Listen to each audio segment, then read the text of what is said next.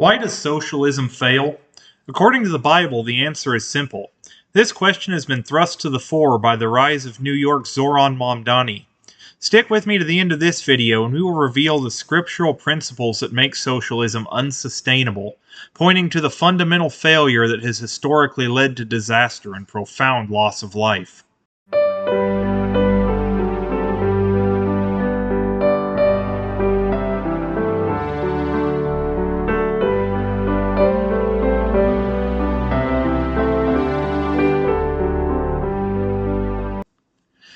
Hello and welcome to Given by Inspiration, your source for Bible study content and Christian commentary. Make sure you like and subscribe if you enjoy this video. Much has been said about the rise of politician Zohran Mamdani to the top spot in the biggest city in the United States and one of the leading economic centers in the world. He's a young politician who openly adopts policies that are nothing short of communist. This is not a political analysis of Mamdani. Enough of that has already been undertaken. Rather, this is a biblical look at his ideology and policies. Plenty has been written about that as well, but it's well worth taking a good long look at how diametrically opposed the ideology of socialism and communism is with the Bible. It's also diametrically opposed to common sense and decades, even centuries, of it having been tried and failed, usually with profound loss of life. Before beginning, we first need to define our terms. What is socialism?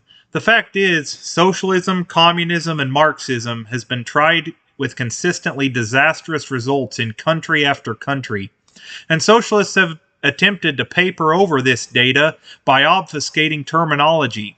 There is, we are told, some distinction between socialism, communism, Marxism, and democratic socialism, which is all the rage among liberals today, although activists have difficulty articulating precisely what those distinctions are. Usually, socialism, or democratic socialism, is marketed as a softer, fuzzier form of communism. American socialists usually point to Scandinavian countries as their model, but this is folly. As politicians in these countries have pointed out repeatedly, those nations have market economies with a generous welfare state. There is no government ownership of industry and business, which is the cornerstone of socialism. The comparison is factually incorrect. So when that fails, we hear this argument. We are told that real socialism has never actually been tried before. However, Mamdani has espoused policies that are real socialism, the real socialism that we are told has never been tried before, which is nothing short of full communism.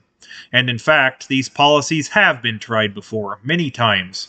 Most infamously, he has called for government-run grocery stores, government-run childcare, and government control and confiscation of as much as he possibly and legally can.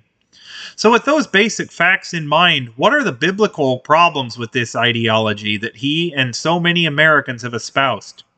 It's worth noting that communism has a long history of seducing Christians, in some misguided belief that communism helps the poor, never mind that every time it's tried, it only succeeds in making everyone poor.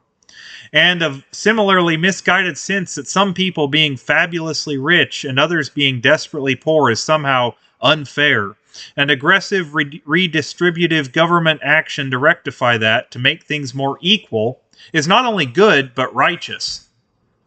Some call on out-of-context verses in support, such as Matthew 25:31-46.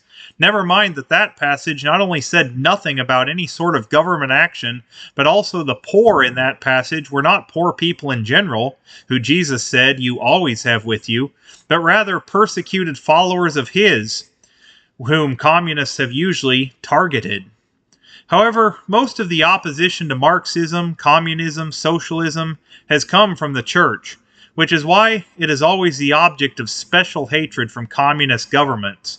That and the fact that Karl Marx called religion the opiate of the masses and detested Christianity. Stalin famously sneered, "How many divisions has the Pope?" when informed of papal opposition to communist policies and expansion. The Roman Catholic Church has provided some of the most strident opposition to communism, and Pope John Paul II played a key role in the collapse of communism across Eastern Europe. The reason for this opposition on the part of so many Christians is the fact that the tenets of communism fundamentally contradict the teachings of the Bible. This can be summed up in pointing out that communism contradicts every one of the 10 Commandments. Let's go through them quickly and see how this is the case. Commandment 1, you shall have no other gods before me. The communist seeks to replace God with the state. Keep this in mind as we look at Zohran Mamdani in his victory speech later. Commandment 2, you shall not make for yourself an idol. Communist governments have always required a cult of personality around the leader. There is a reason why Soviet cult of personality has entered common parlance. From Stalin to Mao to the Kims to Castro to Ceausescu, the people have been forced to maintain images of their communist leaders in view at all times. Commandment 3, you shall not take the name of the Lord your God in vain. Considering that this is a ban on, among other things, blasphemy, the open reviling of God that is fundamental to communist regimes is most certainly a violation of this commandment. Commandment 4, remember the Sabbath day to keep it holy. This commandment was enjoined in the New Testament. Nevertheless, the principle of not working one day out of 7 certainly stood, and communists have only been too quick to come against it. Communist governments regulate when workers work, and when they have a day off. Stalin even tried to institute a rotating 5-day week to overturn this most basic of human cycles. All those who envisioned socialist states as workers' paradises could not be more delusional. Commandment 5, honor your father and your mother. This commandment is flagrantly violated in communist regimes.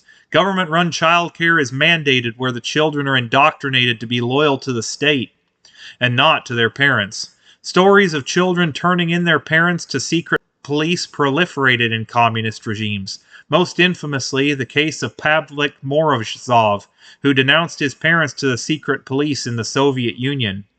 This is why when Zohran Mamdani promises government-run childcare, he's simply following in a long trail of communist determination to delegate the raising of children to the state, where they can be indoctrinated in their ideology. As an aside, this is why the left in America responds with such fury whenever anyone tries to raise any complaint, no matter how small, as to how children are being educated in public schools in this country. Doing so interferes with their project to fill impressionable minds of children with as much leftist indoctrination as possible.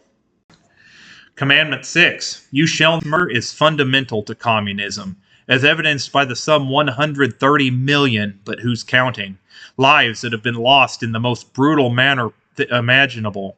Be they starvation under Stalin and Mao, or brutal public executions, or being worked to death in gulags, or mass murders by child soldiers under Pol Pot. This is not a bug, it's a feature. As Karl Marx himself said, we have no compassion. When our turn comes, we shall not make excuses for the terror. His disciple Lenin was just as explicit. We stand for organized terror. This should be frankly admitted. Terror is an absolute necessity during times of revolution. Or take Mao Zedong, who famously observed, political power grows out of the barrel of a gun.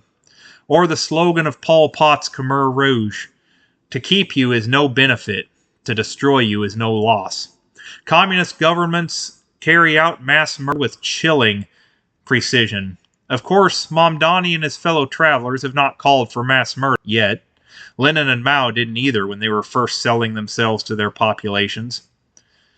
The fact that their acolytes, however, gleefully celebrate the brutal unaliving of Charlie Kirk and openly pine for the similar fate of President Donald Trump shows a level of savagery and bloodthirstiness that is chilling to see for those who subscribe to such a bloodthirsty ideology. What's more, when these lunatics scream, "Eat the rich," there is no reason to believe they are being non-literal. Commandment 7, you shall not commit adultery. Like the previous commandment about honoring parents, left-wing governments have been known for pulverizing the institution of marriage, although this is hardly distinctive to communists. Commandment 8, you shall not steal. Stealing is fundamental to communism. In fact, the basic premise of Marxism is that some people have too much and others have too little, and it is a job of communist politicians to take by force from the haves and give them to the have-nots. It is theft, pure and simple, yet communists can do it and feel good about themselves. Of course, theft never enriched anyone other than the people doing the stealing, and this is more than amply proven in the case of communist regimes, where communist politicians are generally the only ones in the country who prosper. Just ask Ernesto Che Guevara, who railed against the inequalities of capitalism, but only too eagerly stole a mansion from a capitalist to take it for himself. Or check out the luxurious dachas of the Soviet leadership. There was plenty of equality, equal misery, among the people in all those places, except for the communist politicians, who lived like the most decadent robber barons in the Gilded Age. It's rather ironic to hear socialists decry oligarchy while embracing an ideology that literally enshrines oligarchy into law. Commandment 9. You shall not bear false witness. At its heart, communism is based on lies, vast troves of lies. Lenin promised peace, land, bread, but delivered none of these. Communist politicians down to the democratic socialists of today do the same. Look no further than the old Soviet joke about their newspapers, Pravda, Russian for truth, and Izvestia, Russian for news. The Russian joke was, there is no truth in Pravda, and there is no news in Izvestia, because the propaganda in those party organs were so blatant. Commandment 10. You shall not covet anything that belongs to your neighbor. We saved the biggest contradiction of communism to the Bible for last. Coveting is not only part of communism, communism is based on it. All one has to do is see your average leftist, politician, activist, or meme account screaming that the rich are hoarding wealth and whining about inequality. It's all based on poisonous, lethal envy. As Thomas Sowell said, envy used to be considered one of the 7 deadly sins, before it became one of the most admired virtues under its new name, social justice. But before social justice came in vogue, it was known by the poisonous, envy-filled name of communism, socialism, or Marxism. Like it or not, envy doesn't become righteous just because you're envying a billionaire's wealth and demanding that it be forcefully redistributed. Never mind that eventually in socialism, as Margaret Thatcher put it, you run out of other people's money. Indeed, socialists love to point out the greed of capitalism to the extent that this is present. But to satiate greed in capitalism, one at least has to do something productive that benefits someone else. Without doing so, greed in capitalism will largely go unrewarded. However, greed in communism can be satiated by simple, legalized thievery. This is why Sir Winston Churchill observed that socialism is a philosophy of failure, the creed of ignorance, and the gospel of envy. Its inherent virtue is the equal sharing of misery. The simple fact is that the Bible never envisioned the equitable society that socialists do. God gave the Israelites equal opportunity by distributing land equitably, but then he let them farm it according to their own abilities, industry, and skill, and still structured their society with the expectations that there would be rich and poor. God's solution was for the rich to be generous, to not harden their heart toward their poor neighbors, to leave the corners of their fields unharvested for the poor, and so on. In no way was there any mandate for the government to solve the problem of wealth inequality by forcibly taking from the rich and giving to the poor, for the simple reason that he knew the government could not be trusted to do so. A century of Marxist governments have more than amply demonstrated that fact. All of that brings us back to Zohran Mamdani. In his victory speech, there was a line that did attract some notice, although it was overshadowed by the rage-filled revolutionary bile that was spewed during the rest of the speech. We will prove that there is no problem too large for government to solve and no concern too small for it to care about. In that is the most fundamental contradiction between communism, whatever its adherents want to brand it, and the Bible. Compare what he said about the government to what the Bible says about God. Quite simply, at its heart, communist governments, socialist programs, and politicians try to usurp God's position as the provider and sustainer of human life. God can't be trusted, so we have to trust in politicians, because they clearly do such a great job. Hopefully you could detect the sarcasm there. It seems like every problem we face in this country, a solid majority in our country can be counted on to demand that the government do something to fix the problem. Nearly a century after the New Deal, which was supposed to end the Great Depression, but only succeeded in making the Depression great, and 75 years after the Great Society, which was supposed to wipe out poverty, but only succeeded in exacerbating it, and 15 years after the Affordable Care Act, which was supposed to lower health care, but instead they only predictably exploded. It's safe to say that the government hasn't done a very good job, by virtue of the fact that the problems these programs were supposed to address have only gotten worse, or at best remained unchanged, and brought a host of new problems along with them, skyrocketing debt, destroying families by encouraging single parenthood, and so on. Of course, fixing problems is never the goal of the socialist, only exploiting problems to leverage more power and control for themselves.